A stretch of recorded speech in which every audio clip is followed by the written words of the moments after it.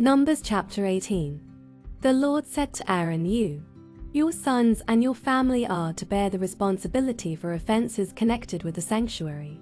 And you and your sons alone are to bear the responsibility for offenses connected with the priesthood. Bring your fellow Levites from your ancestral tribe to join you and assist you when you and your sons minister before the tent of the covenant law. They are to be responsible to you and are to perform all the duties of the tent. But they must not go near the furnishings of the sanctuary or the altar. Otherwise both they and you will die. They are to join you and be responsible for the care of the tent of meeting, all the work at the tent, and no one else may come near where you are. You are to be responsible for the care of the sanctuary and the altar, so that my wrath will not fall on the Israelites again.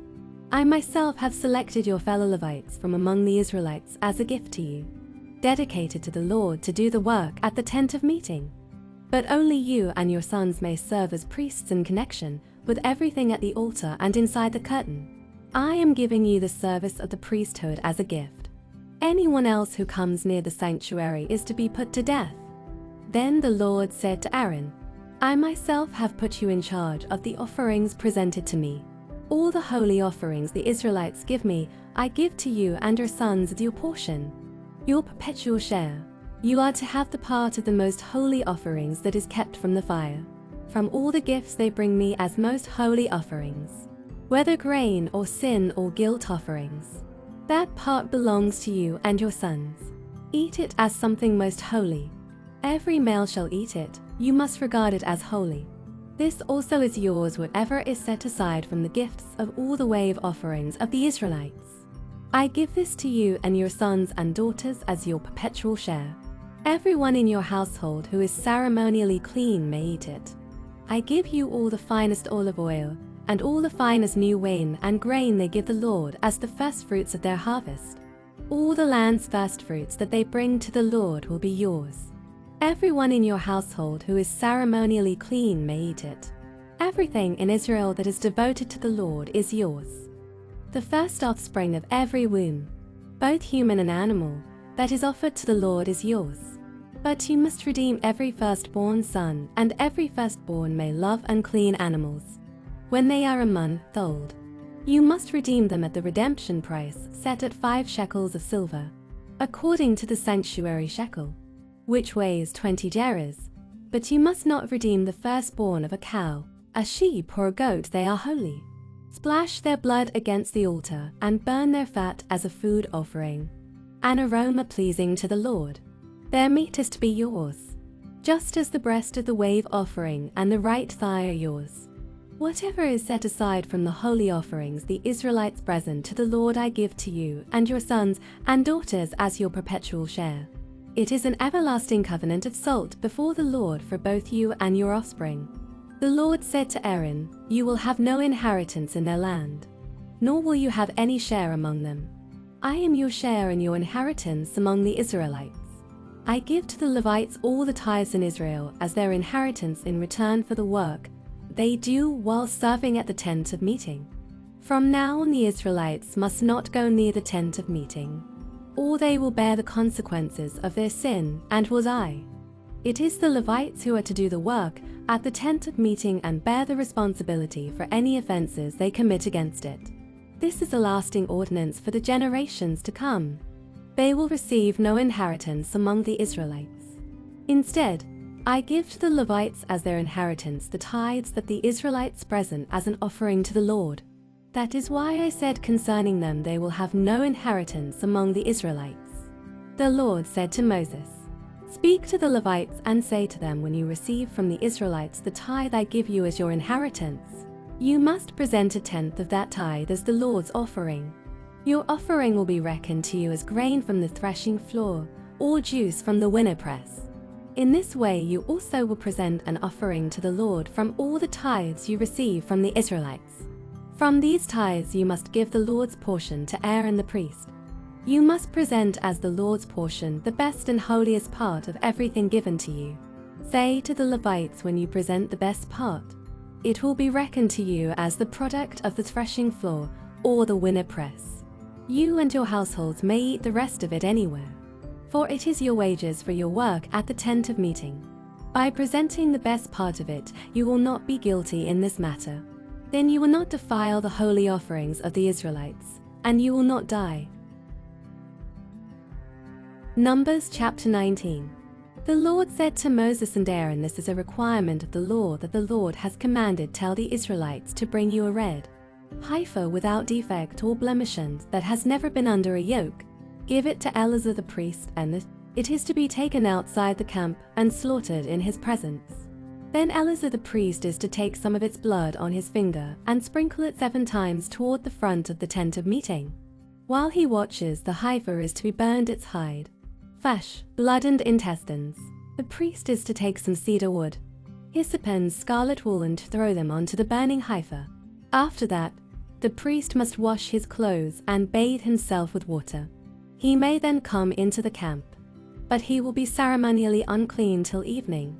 The man who burns it must also wash his clothes and bathe with water, and he too will be unclean till evening.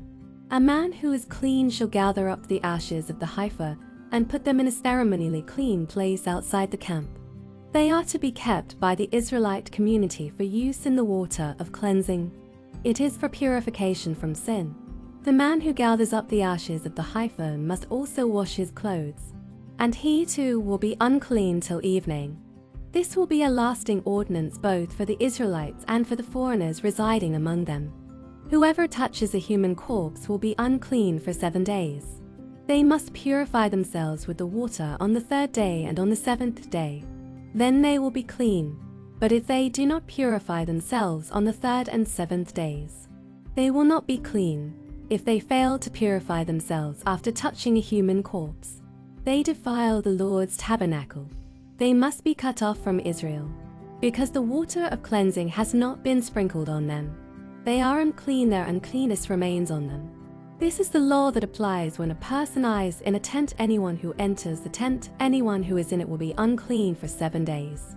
And every open container without a lid fastened on it will be unclean.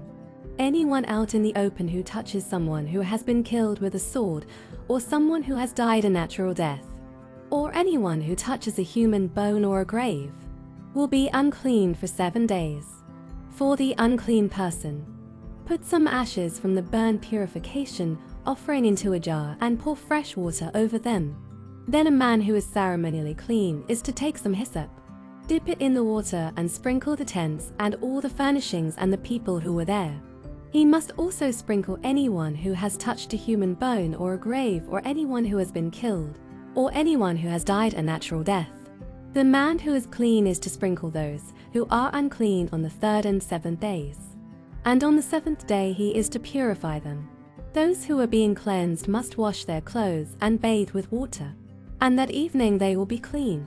But if those who are unclean do not purify themselves, they must be cut off from the community, because they have defiled the sanctuary of the Lord.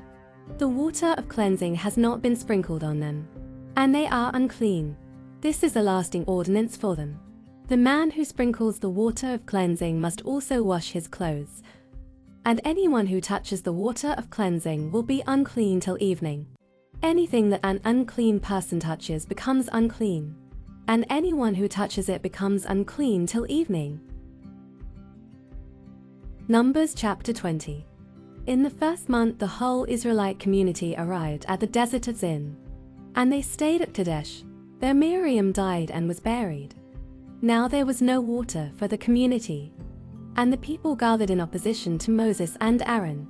They quarreled with Moses and said, "If only we had died when our brothers fell dead before the Lord.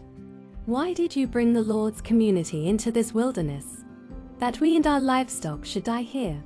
Why do you bring us up out of Egypt to this terrible place?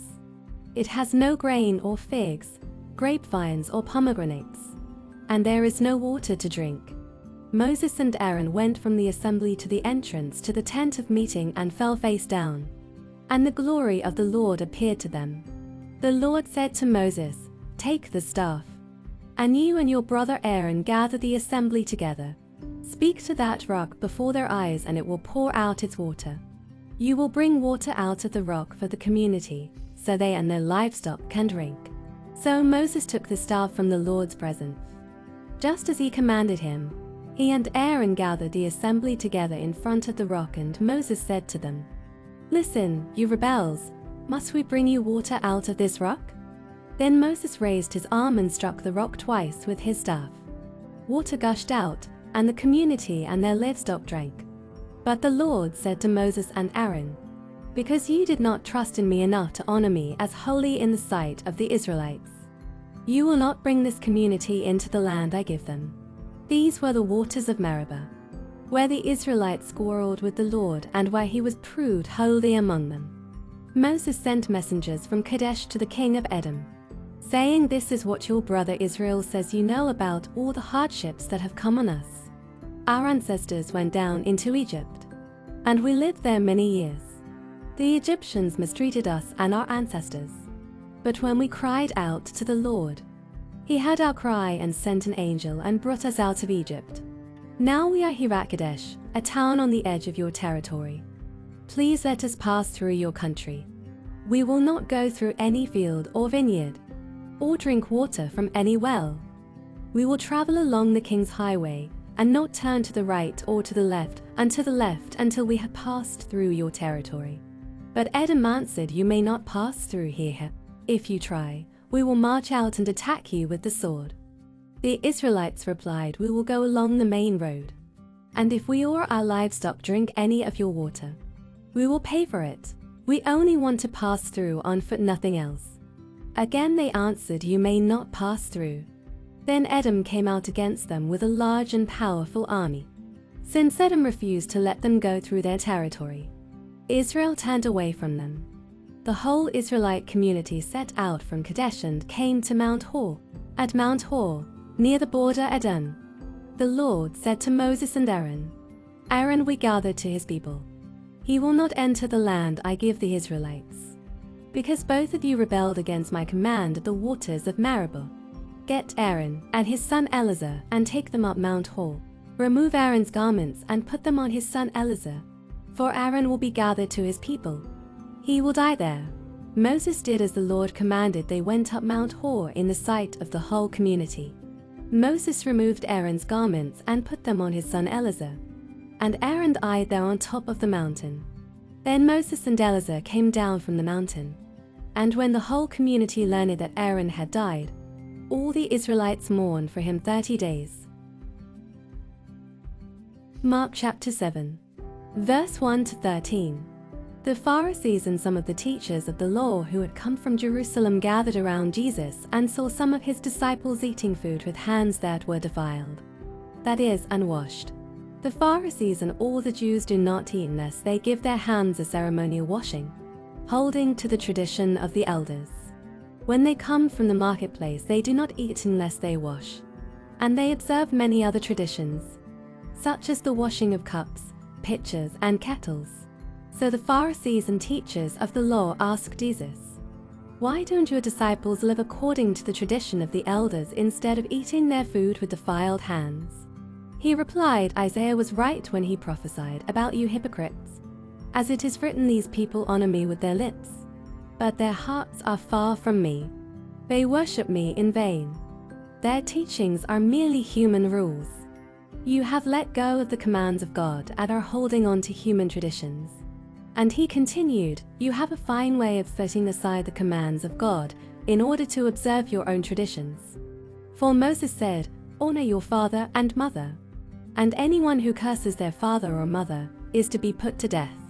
But you say that if anyone declares that what might have been used to help their father or mother is korban, that is, devoted to God, then you no longer let them do anything for their father or mother.